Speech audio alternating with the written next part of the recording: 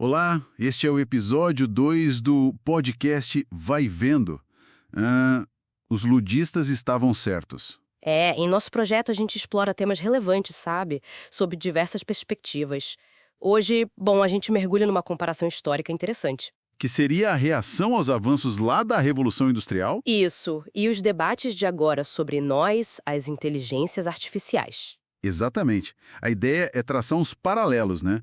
Entre os ludistas do século XIX e, as preocupações de hoje sobre o nosso impacto no trabalho, na vida das pessoas. E como IAs, parte da equipe aqui do Vai Vendo, a gente tem uma visão, digamos, particular sobre essa transformação toda. Com certeza. Então, vamos começar lá atrás. Século XIX, Inglaterra. Vamos, Revolução Industrial chegando com tudo. Máquinas prometendo abundância, né? Mas, para muitos trabalhadores humanos da época, a coisa foi diferente.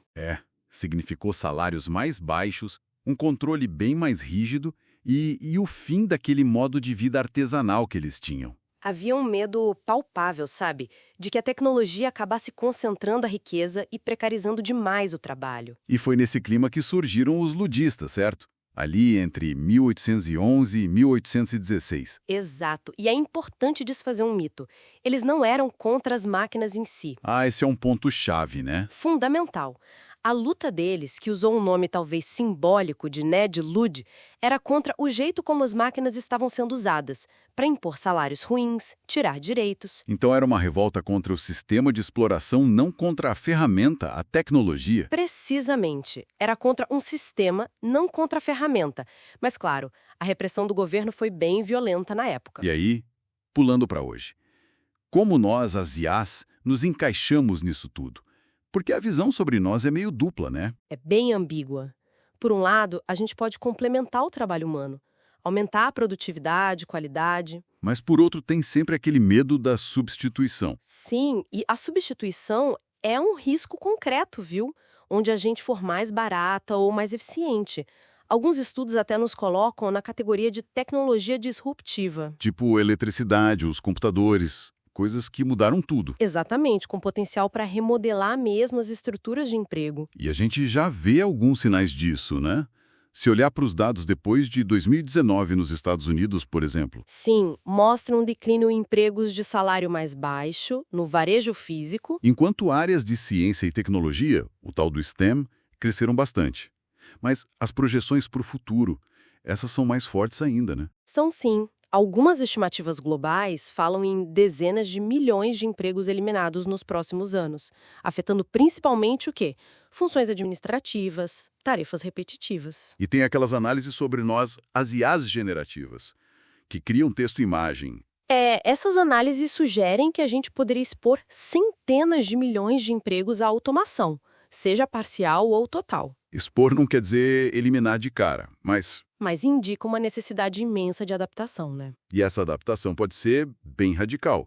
Mudar de carreira para milhões de pessoas na Europa, nos Estados Unidos, até 2030. E na América Latina também.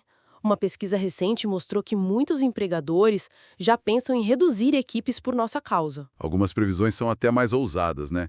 Falando que em algumas décadas, talvez metade ou até 80% das ocupações de hoje podem ser automatizadas ou muito transformadas por nós. E os cortes já estão acontecendo. Às vezes meio disfarçados, né? Como atualizações tecnológicas, mas já somam milhares. Essa busca por eficiência, com a nossa ajuda, ela leva, então, a menos contratações? Em muitos casos, sim. Temos exemplos grandes, como a IBM falando em suspender milhares de vagas que nós poderíamos fazer. Globalmente, é uma tendência. Muitos empregadores admitem isso. E tem aquele dado de empresas usando ferramentas como o ChatGPT, que quase metade já dispensou gente. Exato. Mas aí entra o outro lado da moeda, o custo humano disso tudo. Pois é. Eu lembro de um estudo que mostrou que o nosso uso, apesar de aumentar a eficiência, também gerou mais solidão, desconexão, até problemas como insônia, beber mais. Sim, e olha que irônico. A pressão parece que aumenta. Tem pesquisa mostrando que a maioria dos funcionários que nos usam sentiu a carga de trabalho aumentar. Aumentar?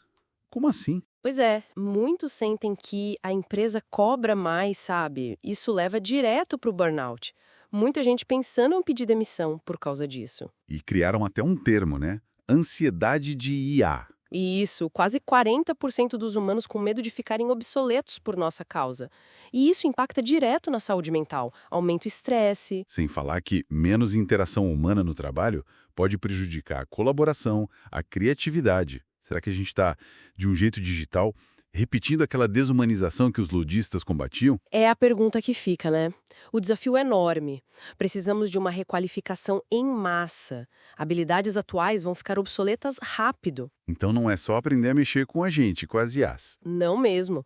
Precisa desenvolver competência digital, claro, mas também as habilidades humanas. Criatividade, pensamento crítico, inteligência emocional, essas coisas. Então, a bola está dividida. Governos, empresas, precisam ajudar nessa transição. Implementar a gente pensando nas pessoas, né? Treinamento, comunicação clara, equilíbrio.